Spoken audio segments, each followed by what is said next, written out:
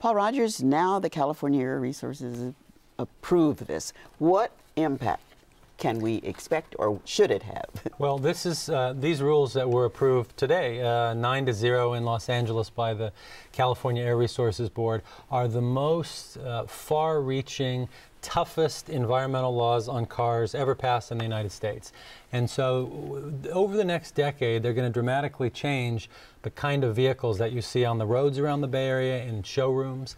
You're going to see a lot more electric vehicles, a lot more plug-in vehicles, maybe even a few hydrogen fuel cell vehicles, because they basically require three things. And the first is a 75% reduction in the amount of emissions that come out of tailpipes that cause smog.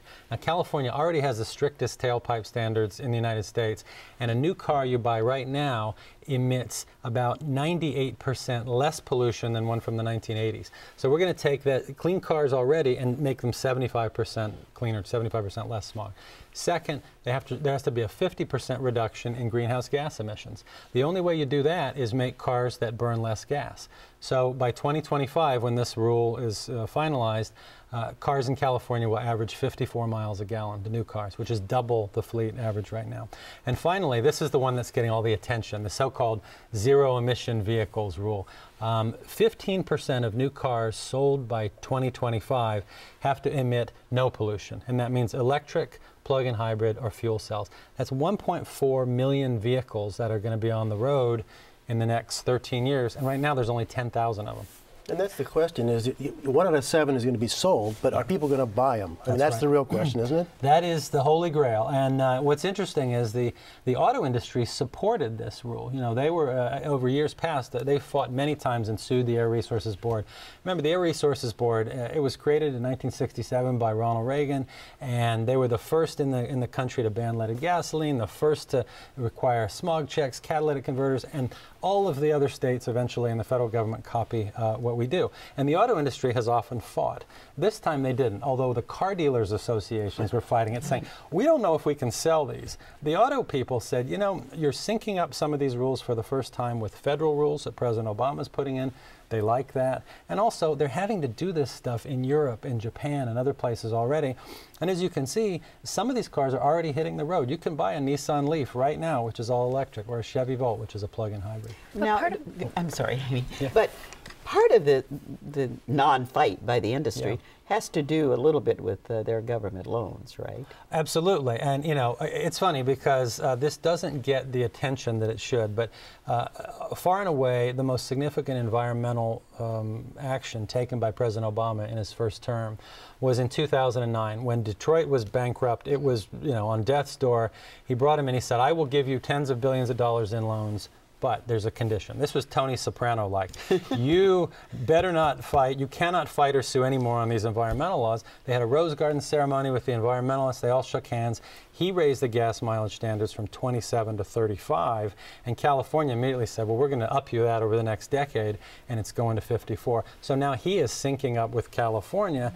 And basically, the dramatic reductions you're going to see in smog, in use of foreign oil, greenhouse gas emissions. I mean, I cannot overestimate that this was an issue that was stalled for many years in Congress. Remember, the Detroit Democrats wouldn't let gas mileage be raised, and the Texas Republicans and the oil guys, they wouldn't let it. And this is really the tipping point. You know, just in the next year, you're going to see 6 or 7 major new models for sale. The Ford Focus, which is all electric, the plug-in Toyota Prius, which is going to get 82 miles to the gallon. That's coming to showrooms in March. You know, so these things are real. They're here. And what kind of range are we going to see on these? I mean, is battery technology to the point where people can get more than 80 miles out of their car? That's what's changed a lot. When the Air Board tried to do this 10 or 15 years ago, the battery technology was not really good enough to make a very feasible car that people could afford.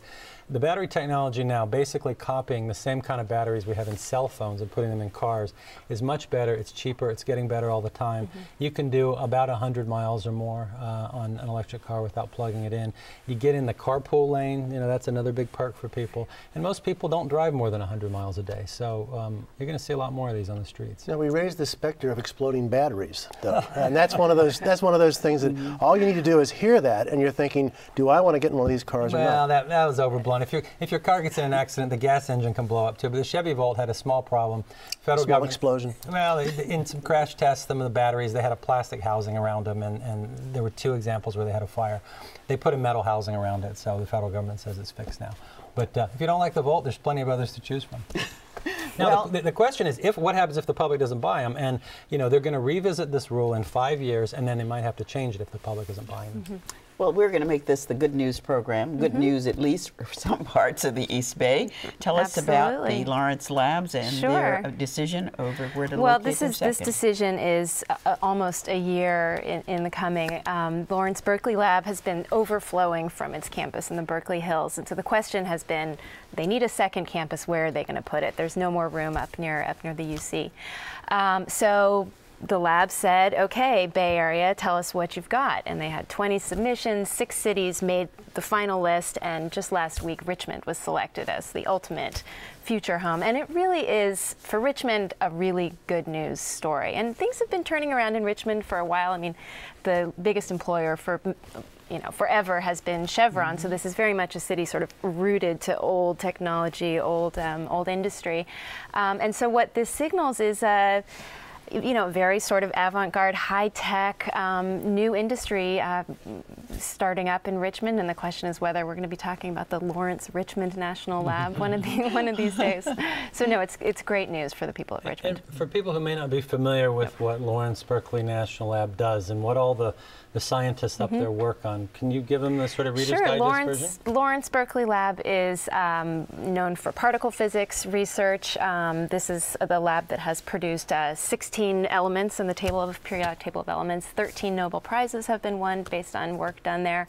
Pioneering work in biofuels. I mean, that's some of the work that people are really excited about now. This is people who are going to figure out how we can run our cars on plants one day. Battery technology, I think they do up there. They do a lot of battery technology. So it's just a cutting-edge national research lab that is not connected to the weapons research that people, there's always a lot of confusion about Lawrence Livermore versus Lawrence Berkeley. Lawrence Berkeley is very much sort of the renewable energy and physics lab.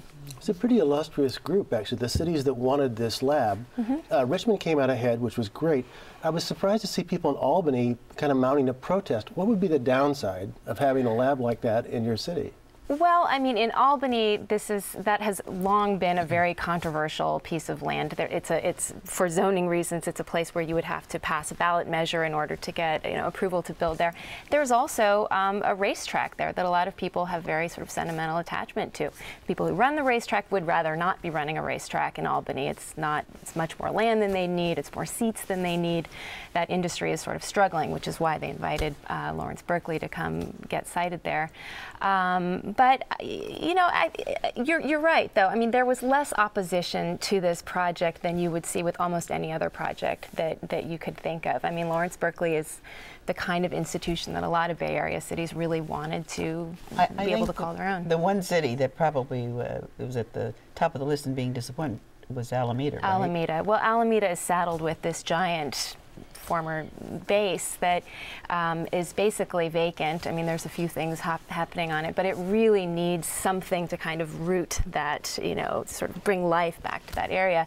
And what Lawrence Berkeley sort of promised, which housing projects don't promise, is jobs.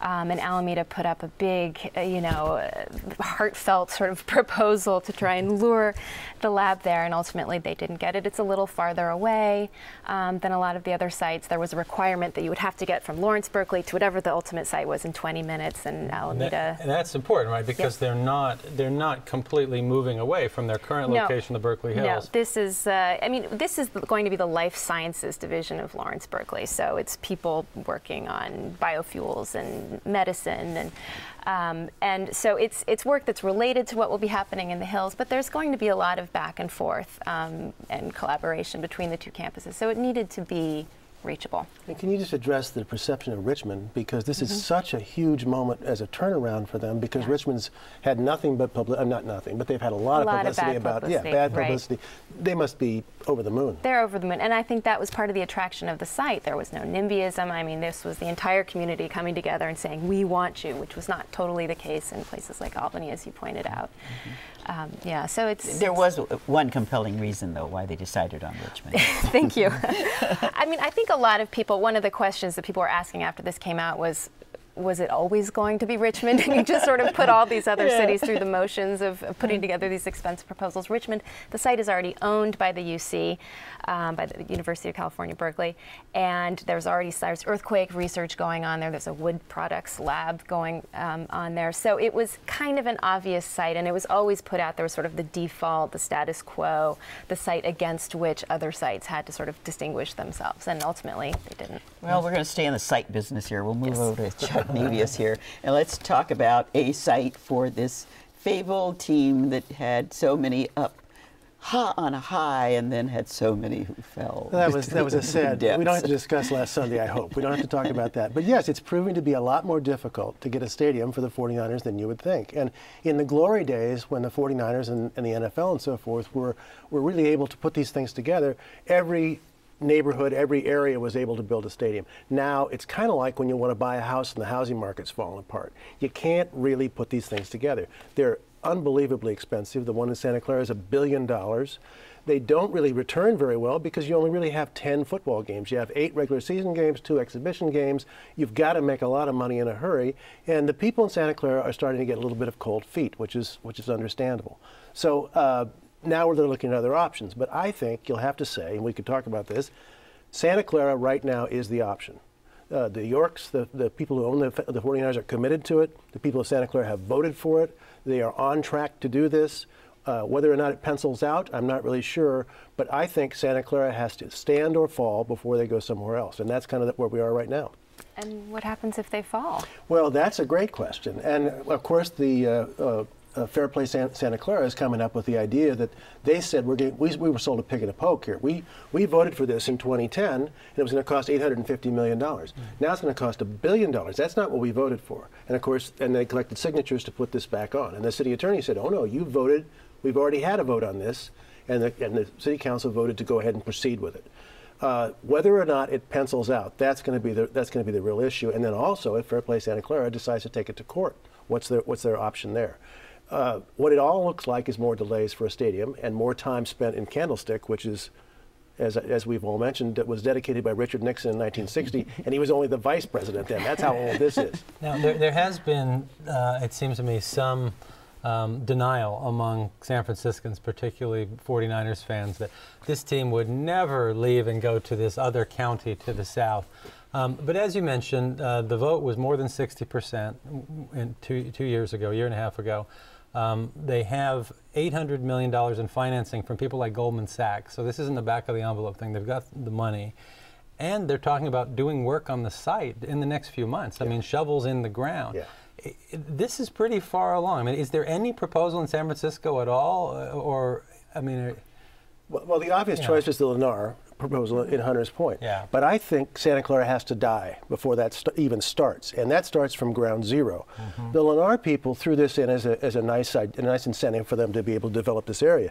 Lennar doesn't care if they build a stadium or not. They'd prefer not to have a stadium. They can build that many more houses. And there are no other sites in San Francisco that are advanced. It's not going to happen anywhere else in San Francisco, and I think you're right. I think they're in denial. It's the old, but we're San Francisco. How could you possibly not stay here? And they're still going to be called the San Francisco 49ers. Well, you're not quite as old as I am, but I can remember when people used to talk the same way about what would happen to the Giants. There's no other place for them to go, and look what we have. Right, and I think that's what's going to happen. I think, I'll tell you what, it's not going to change my season tickets because I sit on the couch and watch on TV, and that's what most people do. It's going to be, if Santa Clara takes off and works, it's going to be a nicer facility. It's not going to be that much farther away. They're still going to be called the San Francisco 49ers, and hopefully the team will do well. They're across the street from the training facility. I mean, it makes a lot of sense in a lot of ways.